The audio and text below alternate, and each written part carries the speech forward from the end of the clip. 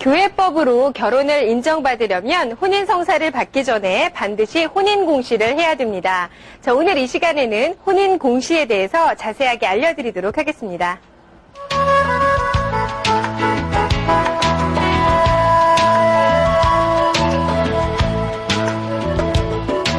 혼인공시란 혼인할 두 사람에게 혼인할 수 없는 장애가 있는지 그 여부를 확인하는 것으로서 두 사람의 가족 상황과 개인 상황 등을 신자들에게 공개하는 것입니다.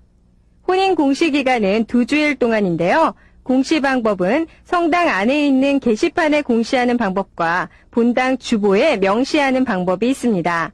그리고 본당 신부님께서 직접 공개적으로 말씀해 주실 수도 있다고 합니다. 하지만 결혼 날짜가 너무 급박하다거나 아주 특별한 경우에는 혼인 공시를 생략할 수도 있는데요. 이런 경우에는 혼인 당사자들의 진술서나 교적, 그리고 호적 등본 또는 기타 근거 자료들을 통해서 혼인 장애가 없는지 신부님께 확인을 받아야 됩니다. 그렇기 때문에 결혼 날짜를 정할 때는 혼인 공시 기간을 미리 생각해두고 정하는 것이 좋습니다.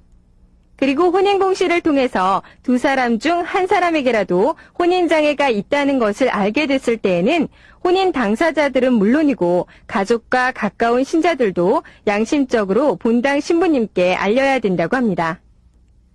혼인 공시를 통해서 아무런 장애가 없다는 것이 인정되면 혼인 성사를 받을 수 있습니다. 그런데 보통 혼인 성사는 소속 본당에서만 받을 수 있는 것으로 생각하기 쉬운데요. 그렇다면 과연 이 혼인 성사를 소속 본당이 아닌 다른 성당에서는 받을 수 없는 걸까요? 원칙적으로 혼인 예식의 주례권은 소속 본당의 주임 신부님께 있습니다. 하지만 본당 주임 신부님의 위임을 받은 다른 신부님들도 혼인 주례를 맡을 수가 있다고 하는데요.